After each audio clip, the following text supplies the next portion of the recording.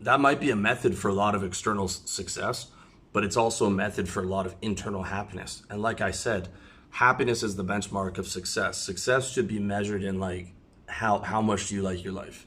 Okay, that's all that matters. So growth is fun when it's part of the right game and you feel passion and progress, but it's a means to an end. The end is happiness. Growth is just a tool.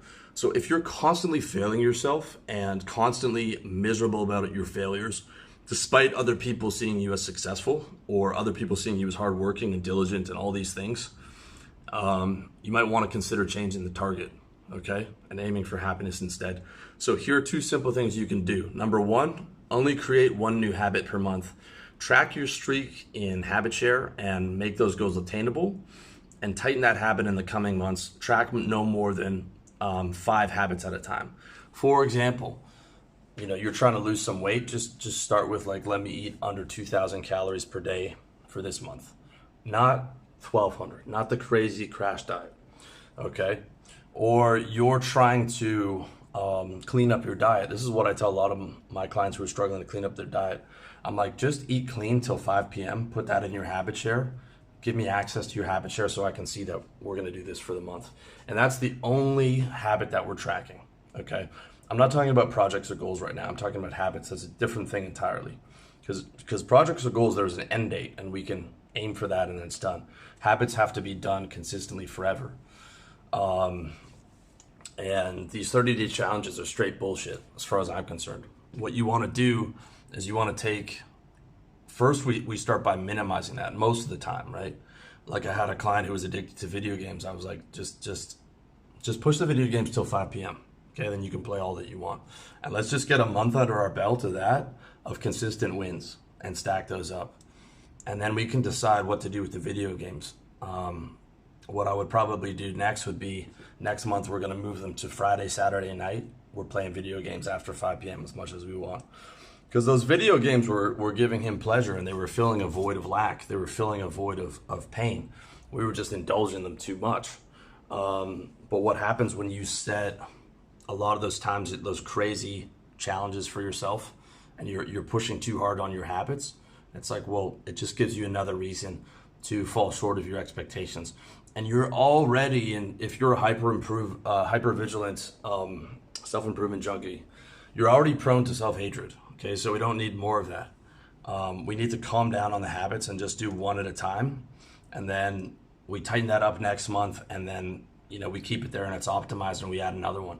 And maybe we track, 5 habits at the most. Okay, for example, one habit that I'm tracking right now is making sure I get 140 grams of protein a day.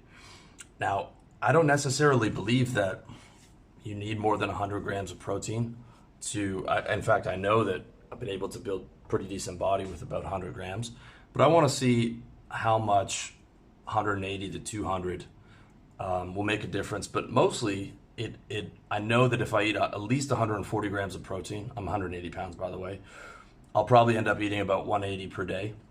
If I make sure I eat 2 meals with 70 grams of protein, and that protein is so much more satiating than what I normally would have eaten. Like if I'm eating all that chicken and broccoli and steak, it's gonna make me way less hungry, way less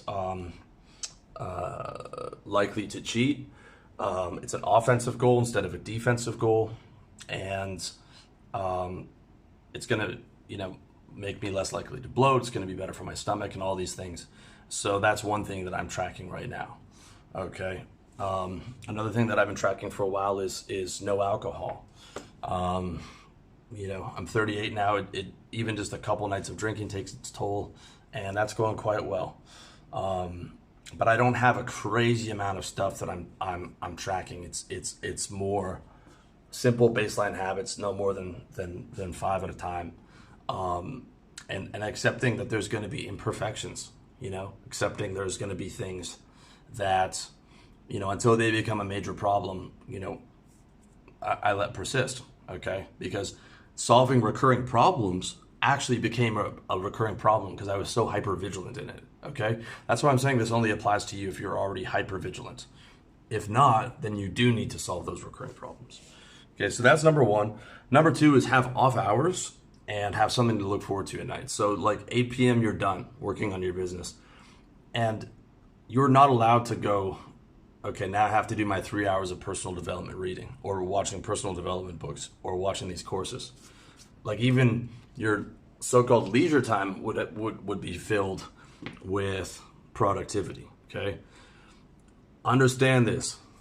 You're on a treadmill to nowhere. You're on an escalator to nowhere.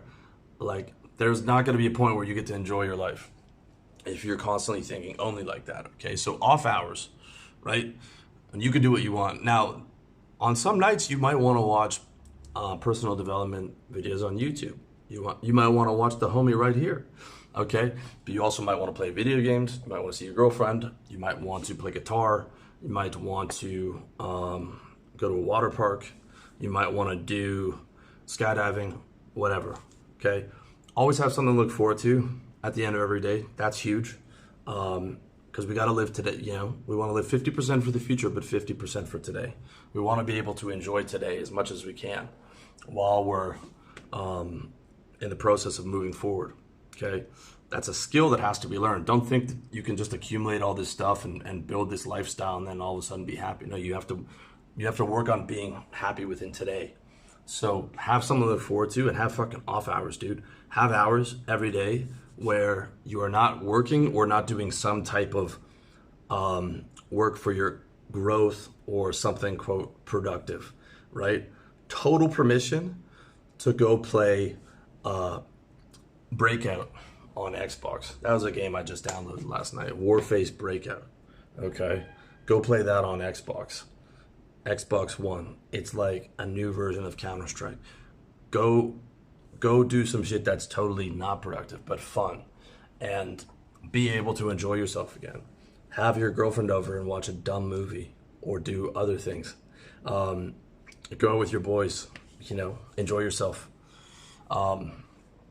That's it. So those two things are going to make a major difference. But beyond that, remember what the target is. Target state, right? Best consistent state as often as possible. State is thoughts, emotions, physical sensations. You want those to be as good as possible. This does not mean choose pleasure over purpose, okay? We still want to be on our mission. We still, for the bulk of our day, we want to be choosing, you know, having a lot of purpose over short-term pleasure, but that's because the purpose makes us happier, okay? You want that eustress during the day from the workout or from the business. But if you're doing it properly, it should make you happy. You should get the self-esteem and you should feel good and you should feel like, okay, I'm checking off these levels, but I'm not deep in this productivity growth cult to the point where it is detrimental and making me miserable, and I'm using my happiness as the benchmark. I'm using my happiness as a litmus test. I'm using my happiness of like, am I doing this properly? Okay, success equals happiness. Like, change the definition. It's not growth, it's not productivity. Success equals happiness. Am I happy? If not, solve for happiness. What do I need to do to be able to create these ideal days for myself as much as possible? Okay, if you need help with this, holler at your boy, revolutionarylifestyledesign.com/coaching.